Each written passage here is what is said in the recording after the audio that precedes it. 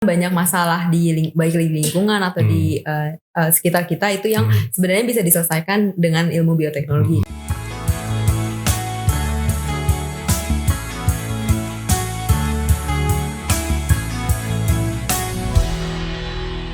Sahabat Biotrop, kembali hadir podcast Biosing bersama Bang Zul, Direktur CME Biotrop. Pagi ini saya kehadiran dua orang tamu yang luar biasa, adik-adik mahasiswa pasti adik mahasiswi juga gitu ya. Apalagi yang pertama adalah Selin ya dari UPH. UPH itu Universitas Harapan. Harapan siapa? Pastinya harapan pemudi gitu ya. Harapan pemuda gitu ya. Itu enaknya kalau kita katakan UPH, Universitas Pelita Harapan ya. Harapan mahasiswi untuk pemuda dan untuk mahasiswa ya. Gitu ya Selin ya gitu ya. Ya. Tapi juga saya juga mengundang satu narasumber yang penting dari universitas ataupun institut yang cukup besar di Indonesia, yaitu Institut Teknologi Bandung. Di sini hadir Jason ya. Ya kalau ITB itu memang besar dia, lambangnya aja gajah gitu ya. Gajah itu pasti besar gitu ya. Ya sahabat Biotrop ya. Nah jadi silakan, saya pertama ingin menyapa dulu. Apa kabar Selin? Baik.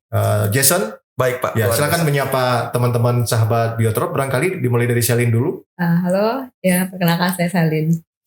Ya, Selin dari mana Selin? Asalnya sih dari Jakarta, tapi kuliah di Universitas Pelita Harapan di Karawaci. Karawaci ya? Iya. Nah, sekarang ini menekuni di depan jurusan apa di jurusan Bioteknologi angkatan 2019. Ya, tuh sahabat Biotrop, bioteknologi itu sekarang itu lagi in ya, atau lagi on ya, atau on gitu. Jadi jangan khawatir masuk ke bioteknologi, karena memang bioteknologi itu adalah salah satu jurusan atau bidang yang memang menjadi masa depan kita ke depan ya, begitu ya. Nah, saya undang juga, silakan Jason bisa memperkenalkan lebih detail sedikit gitu. Perkenalkan, nama saya Franciscus Jason Wiguna. Saya dipanggil Jason. Saya lahir dan besar di Bogor. Nah, saya kuliahnya di Institut Teknologi Bandung. Saya dari jurusan Biologi 2019. Ya, biologi ujung-ujungnya larinya ke biotek juga gitu kan. Tidak hanya bicara biologi dasar gitu kan ya. Jangan-jangan sudah jarang makan asinan nih. Asinan, iya. Asinan Bogor. Jarang Pak. Jarang ya. Di Bandung ya. Di Bandung ya. Di Bandung biasanya yang terkenal batagor ya gitu. Iya. Batagor ya gitu. Batagor ya. Jadi walaupun tidak makan asinan, tetap makanan Bogor jadi favorit ya. Gitu ya. Batagor ya. Nanti kasih rekomendasi beberapa batagor yang bagus di Bandung ya. Siap Pak. Ya baik, sahabat Biotrop, saya ingin bincang-bincang sedikit lebih jauh. Selin ya. Kalau kita bicara mungkin perspektif bioteknologi ke depan, dalam kacamata Selin, itu kenapa dia menarik sebenarnya? Menarik soalnya sebenarnya kan banyak masalah baik di lingkungan atau di sekitar kita itu yang sebenarnya bisa diselesaikan dengan ilmu bioteknologi. Kayak misalkan saya belajar dan yang diaplikasikan itu kayak remediasi dari sungai yang tercemar, baik dari pigmen atau kayak dari heavy metal yang ada dari industri, itu bisa diselesaikan dengan bioteknologi menggunakan mikroba gitu. Jadi sebenarnya untuk kedepannya itu ilmu bioteknologi menurut saya perlu banget ditingkatkan dan untuk diaplikasikan di lingkungan. Ya, itu baru bicara soal bioremediasi atau remediasi ya, atau mungkin juga kita mengenal istilahnya fitoremediasi ya. Nah, bioteknologi masih ada lagi sebenarnya. Misalkan ada rekayasa genetik ya. Rekayasa genetik atau nanti akan menghasilkan adalah produk rekayasa genetik atau PRG ya, PRG sekarang ini ya. Yang seperti jagung, kedelai kan ya, itu kan arahnya ke sana ya. Nah, gitu. Artinya apakah memang Selin memang memiliki satu cita-cita ya, mungkin dari SD, SMP akan menekuni di bidang bioteknologi ini gitu. Sebenarnya enggak, kalau kepikiran untuk bioteknologi itu baru di SMA, kayak pas mau mikir kuliah apa, baru dengar istilah bioteknologi itu dari kayak seminar yang datang ke sekolah, baru kayak lumayan menarik untuk bukan cuma pelajarin kayak biologinya, tapi gimana cara teknologi baru untuk bisa menggunakan apa yang ada di lingkungan buat dikembangkan dan bisa nanti digunakan. Iya, ada jembatan bioteknologi dengan kalau kita belajar dengan mikoriza ya gitu ya Jason ya, artinya kita melihatnya di situ adalah ada makhluk-makhluk halus yang kalau kita lihat di bawah mikroskop ada yang cantik-cantik juga ya gitu. Ada yang cantik-cantik juga gitu kan ya. Nah jadi bagaimana sebenarnya kalau kita kaitkan antara mikoriza ke bioteknologi Jason? Baik Pak, jadi untuk bioteknologi sendiri mungkin saya kembali ke... Saya yang dipanggil Pak, panggil Abang aja. Kalau Pak tuh kesannya tua banget gitu. Bang Zul gitu, gitu. Bang Zul. Iya. Mungkin kita berkaca dari moto Semea Biotrop dulu ya, Save Biodiversity for Future Generation ya Pak. Iya. Jadi kan ternyata yang saya amati itu ternyata ilmu biologi itu menjadi suatu terobosan gitu Pak untuk menjawab permasalahan-permasalahan global gitu Pak. Kan salah satunya juga ada yang disebut dengan Sustainable Development Goals gitu Pak. Mungkin salah satunya ada ketahanan pangan gitu Pak. Terus untuk menjaga environmental. Nah, salah satunya seperti yang bidang saya ambil di sini mikoriza gitu. Jadi mikoriza ini bisa menjawab untuk yang ketahanan pangan gitu Pak. Jadi mikoriza ini dia ini bersimbiosis dengan tanaman hostnya ini untuk dapat membantu. Tanaman hostnya itu inang-inang gitu ya? Inang ya Pak. Inangnya ya, oke. Jadi mikoriza itu berperan banyak gitu Pak. Yang saya baca itu seperti memperluas penyerapan akarnya begitu Pak. Kemudian dia itu memperebutkan relung dengan patogen-patogen yang mungkin bisa menyerang hostnya gitu. Ngomong-ngomong, Jason relung hatinya sudah diisi belum? Jujur aja ada yang ini. Relung hatinya udah diisi apa belum? Relung kan kita ambil dari bahasa Inggris niche ya. Niche Pak. Niche ya. Itu relung kan. Nah relung gitu kan. Nah, makanya saya tanya relung hatinya Jason sudah diisi belum gitu? Kosong Pak, kosong. Oh kosong. Nah itu peluang lo gitu ya. Selin gitu kan. Nah jadi itu ya. Jadi mikoriza dia bisa memperbaiki lingkungan, tapi juga mungkin bisa juga menunjang ketahanan pangan karena dia memperbaiki struktur tanah ya yang akan ditanami begitu kan ya.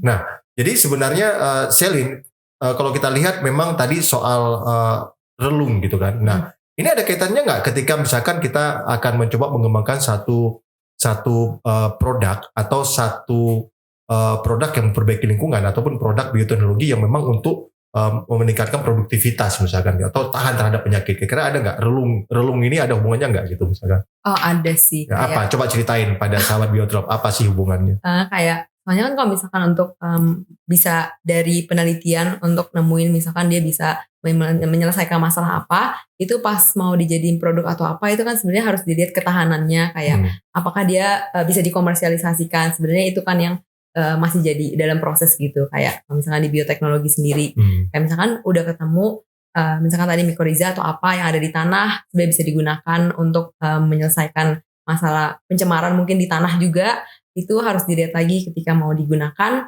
sebenarnya dia efektif itu atau enggak. Ya. Jadi memang relung ini kalau kita tarik sedikit yang lebih besar pasti ada hubungannya dengan habitat ya kan habitat ya gitu kan ya. Nah, jadi dalam konteks bioteknologi kira-kira kan kita harus pelajari bagaimana karakteristik habitatnya supaya yang kita rombak genetika DNA-nya itu adalah yang sesuai dengan yang diinginkan oleh habitat. Bukan gitu Jason kira-kira?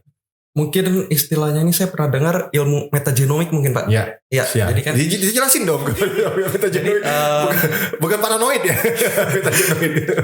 Metagenomik itu apa ilmu yang jadi melihat keseluruhan dari materi-materi genetika dari tempat yang diambil gitu Pak. Mungkin dalam kasus mikoriza sebenarnya yang saya tangkap tuh awalnya metagenomik itu pada awalnya sebatas pada mikrobata. Nah ternyata saya melihat setelah di sini ternyata ada juga yang disebut dengan mikoriza begitu Pak.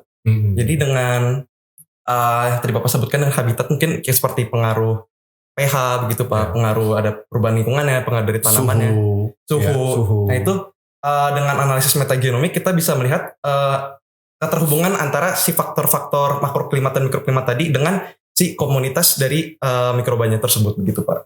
Iya, jadi memang yang dipelajari oleh Selin dan Jason saling berhubungan ya begitu kan ya, saling berhubungan. Tinggal nanti mencari relung hati yang mana yang sedih gitu. Ya sahabat Biotrop. Jadi mereka berdua ini kan dari universitas yang sangat ternama di Indonesia ya, UPH dan ITB gitu kan ya. Nah kira-kira kenapa sih menarik kok ikut kegiatan magang ya, magang di Biotrop ya. Kalau sekarang kan kita kenal ada yang disebut dengan program magang Merdeka Belajar Kampus Merdeka ya. Skemanya macam-macam. Ada yang 1 semester, ada yang mungkin 1 bulan, 3 bulan gitu kan. Mungkin barangkali bisa cerita kepada sahabat Biotrop gitu. Oh ya, sebenarnya kalau magang sendiri itu kan dari kampus ada memang semester yang dikhususkan untuk magang. Mahasiswa coba kerja di lapangan. saya milih di Biotrop ini sendiri karena pertama kakak tingkat saya yang angkatan 2018 itu udah pernah ada yang magang di sini tapi di bidang kultur jaringan. Kultur jaringan. Iya benar, karena emang banyak kalau misalkan dengar Biotrop pasti yang muncul di kepala di awal itu kultur jaringan. Cuma pas saya lihat di website dan mengajukan lowongan untuk mengajukan untuk memagang di sini itu ditanya kira-kira tertarik di laboratorium mana. Terus saya lihat di website itu kan sebenarnya di Biotrop ada 11 laboratorium dan ketika baca laboratorium fitopatologi itu menarik hati karena sebenarnya di kampus sendiri mengenai cendawan itu saya nggak pernah belajar secara dalam. Iya, jadi mumpung di sini ada kesempatan untuk magang di Biotrop, jadi saya pilih di laboratorium fitopatologi. Selain untuk bisa menerapkan ilmu-ilmu mikrobiologi yang saya pelajari di kampus, itu juga bisa nambah ilmu baru tentang cendawan. Dan sudah aplikasinya kemana gitu ya? Iya. Aplikasinya kemana ya? Nanti saya tanyakan ya kira-kira yang sudah diketahui aplikasi yang sudah ada di Biotrop kemana aja ya. Kalau Jason sendiri gimana Jason kira-kira? Ya, sebenarnya kalau saya sendiri Pak pada awalnya saya tertarik dengan bagian biotek dari Biotrop, cuma karena disampaikan ternyata saya bisanya dapat di Mycorrhiza, menurut saya sih ilmunya juga baru, jadi saya menerimanya begitu Pak. Tapi yang perlu dicatat gitu Pak, menurut saya kenapa saya memilih Biotrop itu Pak. Jadi Biotrop itu kan organisasi internasional begitu Pak ya. Jadi mungkin saya ingin mencari pengalaman baru gitu yang mungkin bisa didapatkan di sini dan tidak bisa didapatkan di laboratorium seperti biasanya begitu Pak. Jadi yang saya dapat di sini tidak hanya kegiatan lab saja, tetapi seperti yang sudah dilakukan teman saya gitu, contohnya ada kita pernah ngambil sampel gitu Pak ke sekolah-sekolah, terus kita mencoba untuk membuat solusinya, mengambil sampel, kita jadi mengambil sampel tanaman terserang penyakit begitu Pak, terus kita membuat biopestisidanya gitu. Nanti kemudian juga kita rencananya ada kegiatan ingin melakukan survei terjun ke masyarakat juga. Nah itu mungkin yang sesuatu yang menjadi menarik perhatian saya begitu Pak. Jadi tidak hanya mengelab saja. Iya. You know that this Biotrop is international body, but sometimes we need to speak English. But you know that not we don't have the native speaker in Biotrop, but only one. Actually ya, jadi kita punya satu, tetapi dia masih di Filipina ya. Nah, tapi nggak apa-apa. Artinya kan kadang-kadang kita harus kombinasi ya. Nah, jadi kembali bahwa memang kalau kita lihat bahwa Biotrop ingin menerapkan ini lebih ke aplikatif gitu ya, aplikatif ya, itu ya. Dua-duanya tadi udah nampak gitu. Nanti saya tanyakan, Celine. Jadi yang didengar tuh aplikasi dari fitopatologi kaitannya dengan bidang pertanian misalkan. Kira-kira apa saja yang udah didengar Biotrop melakukan ke arah mana begitu? Ya, kalau misalnya di Biotrop sendiri fitopatologi kan dia fokusnya ke cendawan pasca panen. Jadi untuk meneliti cendawan atau jamur yang bisa tumbuh di bahan pangan yang setelah dipanen. Jadi dilakukan penelitian dan identifikasi sama enumerasi dari cendawan yang bisa tumbuh untuk dilihat kira-kira jenisnya apa aja dan apakah ada cendawan yang bisa menghasilkan toksigen yang aflatoksin. Iya, aflatoksin contohnya. Nah, itu kan berbahaya ya, aflatoksin ya. Nah, jadi dengarnya aflatoksin itu ada di mana yang berbahaya, di komoditas apa misalkan? Kalau misalnya yang ekspor barang komoditas ekspor kita misalnya. Kalau nggak salah biji kakao misalnya gitu kan, masih kopi, ada kopi ya, terus pala ya, pala dan beberapa jenis yang lain ya. Nah, jadi keberadaan dari fitopatologi kaitannya dengan biotek itu ada hubungannya dengan bagaimana kita bisa menangani aflatoksin supaya tidak ada di dalam komoditas tersebut ya gitu ya. Itu sudah dapat informasi gimana caranya? Nah, kalau untuk aplikasi yang aflatoksin sendiri di saya belum sih, karena baru dengar dan baca jurnal-jurnal yang dikeluarkan dari peneliti yang ada di laboratorium fitopatologi. Cuma untuk yang kali ini penelitian saya itu yang identifikasi cendawannya. Artinya menarik ya kalau seandainya kita mengembangkan itu menjadi sebuah lahan pekerjaan ya di Indonesia. Karena kan kita ekspor komoditas pertanian dan perkebunan ke luar negeri, baik itu raw materialnya maupun yang sudah jadi kan. Kalau misalkan tidak memenuhi standar Eropa, standar Amerika, maka akan di-reject kan gitu kan ya. Bahaya kan kalau di-reject kan, rugi kita kan ya. Dari sisi ekonomi ya. Kerugian itu pangan ya. Dan kerugian ekonomi. Kerugian ekonomi ya. Nah, kalau kaitannya dengan di Mycorrhiza nih, Jason ya. Pak. Kira-kira kalau Jason sendiri dulu sebelum datang ke sini tahu ya aplikasinya kemana aja sih gitu loh. Nanti kalau udah di sini terus apa? Oh ternyata banyak sekali, penting sekali gitu. Iya, ternyata Pak. Setelah yang saya dapatkan di sini ternyata Mycorrhiza itu banyak sekali Pak terobosannya. Salah satu contohnya itu adalah untuk menyelamatkan lahan bekas pertambangan ya Pak ya, dengan bioremediasi begitu Pak. Jadi Mycorrhizanya ini dia itu selain dapat melindungi tanamannya dari tanaman yang untuk digunakan sebagai suksesi awal ya Pak ya, untuk menyelamatkan habitat dari yang sudah rusak karena penambangan. Jadi si mycorrhiza ini bisa menyerap logam-logam berat yang berbahaya dan menurunkan menaikkan pH-nya yang sudah sangat asam supaya dia bisa tumbuh begitu Pak tanamannya. Selain itu ya ada yang kita lakukan juga Pak. Jadi kita ini melakukan suatu publikasi ya Pak ya pada tanaman kelapa sawit. Tadi seperti yang sudah saya sebutkan juga, mycorrhiza kan dapat untuk mendukung si tanaman hostnya ini untuk lebih mengambil nutrisi lebih banyak, memperebutkan relungan patogen. Kemudian ada juga membantu penyimpanan air tanah begitu Pak. Seperti yang kita ketahui juga kan kemarin beberapa hari ke belakang ada insiden kita kekurangan minyak ya Pak ya. Minyak goreng ya Pak. Minyak goreng ya. Ya, jadi sangat menurut saya sangat ini. Ya, artinya mycorrhiza juga bisa meningkatkan produktivitas dari sawit. Betul Pak, arahnya ke sana. Di sana kan ya. Kan kalau dia meningkat produktivitasnya berarti sawit nggak perlu luas-luas dong. Iya betul. Harusnya Pak. kan gitu kan. Efektivitas lahan begitu ya Pak. Ya efektivitas betul, lahan kan gitu kan. Sehingga kita punya hutan yang lebih luas ya. Betul Pak. Jangan sampai sawit lebih luas daripada hutan gitu kan ya. Karena kan biodiversitas di sawit kan pasti berbeda dengan biodiversitas di hutan kan saat ini kan. Ya sawit nomor 1 di dunia kita luasnya kan begitu kan ya. Walaupun sawit itu sebenarnya tumbuhan asli Indonesia apa bukan sih? Sawit. Ya. Saya kurang tahu ya. Bukan itu bukan tumbuhan asli kita. Brasil gitu. Pak. Ya, bukan. Ya mungkin di Amerika Latin gitu. Sama dengan coklat asli Indonesia bukan? Bukan. Kopi? Bukan gitu kan ya. Nah, jadi sebenarnya banyak tanaman yang tumbuh subur di daerah tropis. Sebenarnya bukan asli di daerah kita sebenarnya, tapi dia bagus di tanah yang ada. Nah, tadi mycorrhiza termasuk memperbaiki komposisi tanah kan ya, supaya dia menjadi lebih nutrien ya, atau nutrisinya menjadi lebih banyak yang diserap ya Pak. Iya. Oke. Setelah ikut beberapa saat bisa seminggu, 2 minggu, sebulan gitu ya. Kira-kira apa yang sudah didapatkan dalam kegiatan magang mahasiswa ini di Biotrop? Selin dapat apa gitu? Buat saya sendiri dapat banyak banget ilmu. Dapat banyak ya gitu. Terutama kan saya belum pernah mendalami cendawan. Jadi belajar benar-benar dari awal gimana teknik untuk isolasi, identifikasi cendawan. Boleh minum loh Jason, boleh minum enggak apa-apa loh. Identifikasi terus enumerasi dari cendawan, terus belajar juga cendawan pasca panen terutama di vanili kandi yang saya teliti. Nah, cerita dong sedikit. Kan penelitiannya akan ke vanili nanti ya.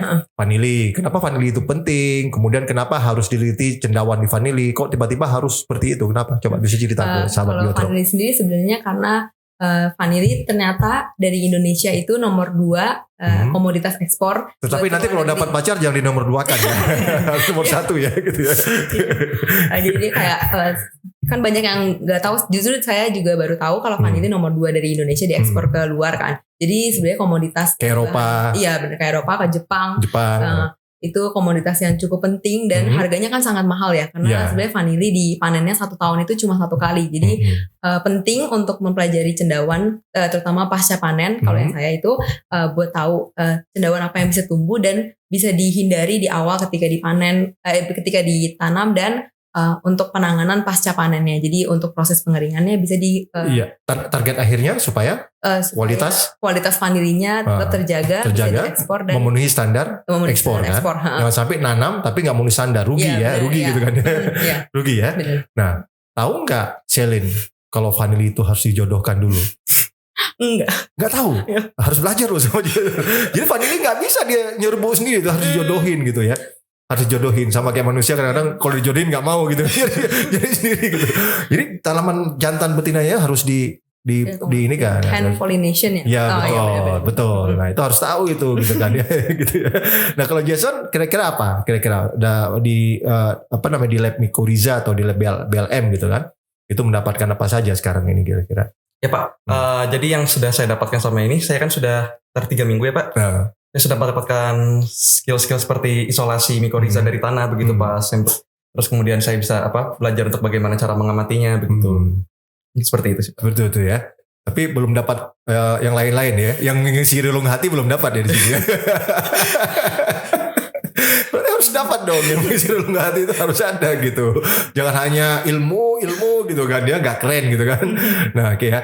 Nah kemudian kalau kita lihat prospek ke depan dari patologi ya, misalkan dalam konteks vanili atau yang lain-lainnya. Kira-kira Selin, bagaimana prospek ke depan ilmu ini dalam dunia pekerjaan kita di Indonesia kira-kira? Oke, sebenarnya prospeknya untuk ke depan bisa sih mengaplikasikan ilmu dari fitopatologi ini untuk kayak di berbagai industri sebenarnya, terutama sih bahan pangan ya, karena untuk mengurangi kerugian pangan sama kerugian ekonomi sih sebenarnya, terutama komoditas ekspor gitu. Jadi prospek lapangan pekerjaan kira-kira apakah akan semakin terbuka kalau kita menekuni bidang ini? Mungkin iya akan semakin terbuka karena makin lama kan efektivitas dari pertanian sama perkebunan itu harus dimaksimalkan ya, supaya nggak makan kayak tadi banyak lahan efeknya. Ya, gitu iya ya. Benar. Kan kita lahannya semakin kecil ya. Iya. Gitu. Jadi yang kita tingkatkan adalah konteks bagaimana meningkatkan produktivitas ya. Di samping memang harus ada rekayasa genetik ya, gitu ya. Nah, kalau Jason sendiri melihatnya prospek biologi ya, dan juga khususnya kan orang tahu biologi masuknya kedokteran padahal nggak harus gitu kan. Iya.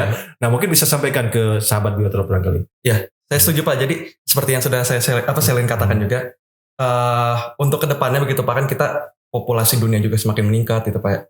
Pangan juga kita masih aja kelaparan di mana-mana begitu Pak. Kemudian karena kebutuhan yang tinggi juga lahan sawit contohnya tadi Pak, itu kan dia dapat merusak biodiversitas lahannya gitu Pak. Jadi sebenarnya prospek biologi itu banyak berperan di masalah-masalah global begitu Pak, yang perlu diselesaikan secara bersama-sama begitu. Ya, oke. Jadi kan kalian masih kelompok generasi milenial kah? Masuk milenial nggak? Masuk ya, milenial. Bukan kolonial kan? Kalau saya kan kolonial gitu kan, masuk milenial kan, bukan alfa kan? Kalau alfa nanti ada generasi yang lahir di tahun ini kan. Masih masuk itu kan ya. Nah, kira-kira apa pesan-pesan bagi generasi milenial yang sedang nonton Biosync podcast ini? Pesan-pesannya apa kira-kira? Pesannya mungkin dari saya untuk bisa kayak menekuni bidang ilmu atau kayak menggunakan apa yang kita punya ilmunya untuk bisa berperan di masyarakat. Karena kalau misalkan bukan generasi kita, siapa lagi yang bisa berdampak bagi masyarakat? Iya, jadi Selin ingin menyampaikan no or never gitu. Jadi generasi milenial harus masuk tuh, jangan hanya di luar, masuklah ke bidang-bidang yang mungkin masih jarang didalami oleh generasi kita saat ini ya, karena untuk save biodiversity for future generation gitu kan ya. Kalau Jason, apa kira-kira pesan-pesan buat sahabat-sahabat milenial yang sedang menonton acara kita ini? Ya, saya juga setuju Pak. Apapun bidangnya itu dibutuhkan partnership ya untuk menyelesaikan berbagai masalah yang ada begitu. Partnership ya, partnership dan harus tahu ilmunya kan. Partnership kalau nggak tahu ilmunya nggak ketemu kan begitu kan ya. Jadi apapun gitu bidang yang teman-teman ambil begitu, ada banyak tantangan di luar sana yang perlu diselesaikan gitu, dan tantangan ini membutuhkan peran dari teman-teman begitu. Nah, bagusnya apa yang harus dilakukan oleh Simio Biotrop sebagai lembaga regional misalkan terhadap sahabat-sahabat milenial misalkan? Ada saran, Selin? Mungkin kalau dari saya mungkin kalau untuk sekarang kan Biotrop sendiri baru meluncurkan yang majalah yang biodiverse itu menurut saya udah cukup ini, karena dengan adanya itu masyarakat luas jadi bisa baca baik tentang riset maupun artikel-artikel yang sebenarnya ilmunya berguna buat digunakan. Apa yang dilakukan Selin saat ini soal istilah tadi ada mikoriza di dalam cendawan ya, cendawan di dalam vanili ya gitu ya. Itu kan bisa nggak dituliskan ke biodiverse nanti dengan peneliti Biotrop misalkan? Ya, sebenarnya kemarin itu saya sudah diajak oleh pembimbing saya untuk nulis artikel dan bersama gitu kan, bersama gitu pembimbing dengan Biotrop juga gitu. Benar. Itu sangat memungkinkan ya gitu ya. Memungkinkan. Jadi dalam rangka kita melakukan satu proses diseminasi yang semi populer ilmiah begitu ya. Gitu. Nah, kalau apa yang dilakukan oleh Jason misalkan kan, ada turun lapangan ke sekolah-sekolah ya kan, kemarin sampai ke Bandung Barat ya? Ke Bandung Barat Cianjur kan? Cianjur gitu kan ya. Nah, kira-kira apa saran dari Jason ya? Itu masih kesannya kan seperti survei riset gitu kan, field riset gitu. Nah, mungkin saran-saran lain ada nggak? Saran lain mungkin untuk generasi milenial seperti yang kita lakukan sekarang gitu Pak, podcast ya. Podcast. Generasi milenial kan sangat erat ya Pak dengan sosial media. Jadi mungkin pemasaran yang mengarah ke sana melalui YouTube begitu Pak, sosial media. Mungkin bisa juga lomba-lomba begitu ya Pak ya. Ya, kontestasi ya. Lomba, mungkin ngundang public figure, jadi duta gitu ya. Ya, ada saran nggak kalau Biotrop cocoknya ngundang siapa ya sebagai selebritis supaya menjadi dutanya Biotrop untuk Save Biodiversity for Future Generation? Sebutin satu nama aja gitu. Kalau saya mungkin karena kita kan erat dengan pendidikan, Ya, mungkin pendidikan yang kan. terkenal sekarang Jerome Pauline mungkin Pak. Siapa? Jerome Pauline Pak. Jerome Pauline. Iya, Oke. itu. Kalau Shelly sama? Waduh. Ya saya juga tadi kepikiran Jerome sih karena justru kayak yang kelihatan dan yang pendidikan banget mungkin Jerome sih. Jerome saya. Jadi nanti kita undang nih sahabat Biotrop ya, minimal kita undang dulu jadi narasumber ya. Narasumber kaitannya dengan bagaimana tropical biology begitu kan ya.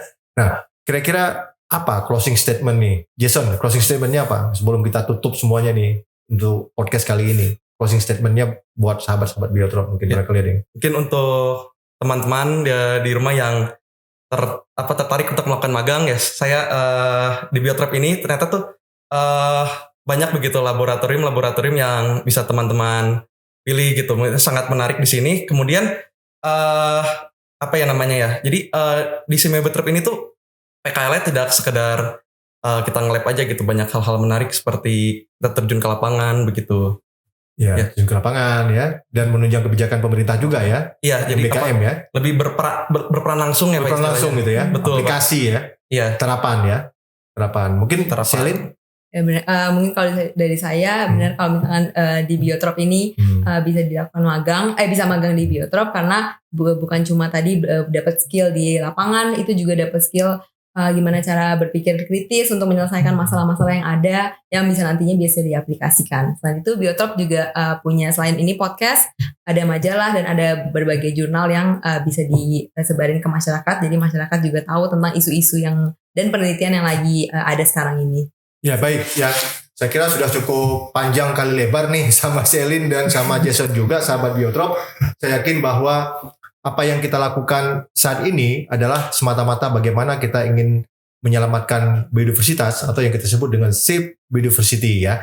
Generasi saat ini tentunya akan melakukan pemanfaatan atau kita kenal dengan istilah eksploitasi ya untuk kebutuhan pangan, kebutuhan biomedisin maupun kebutuhan untuk peningkatan ekonomi atau pertumbuhan ekonomi. Tetapi generasi saat ini tidak boleh melupakan masih ada generasi mendatang, masih ada anak cucu yang akan menikmati biodiversitas yang ada di daerah tropis begitu kan. Untuk itu maka kita katakan bahwa Save Biodiversity for Future Generation itu menjadi sangat penting dan harus terus kita campaign, kita diseminasikan agar semua sadar, tidak hanya generasi-generasi kolonial tetapi juga adalah generasi milenial saat ini yang memang tingkat konsumsinya itu akan berbeda dengan teman-teman generasi kolonial. Sekali lagi sahabat Biotrop, sampai ketemu lagi di lain kesempatan pada acara yang sama yaitu Biosing Podcast. Sampai jumpa lagi. Salam Biotrop. Oke.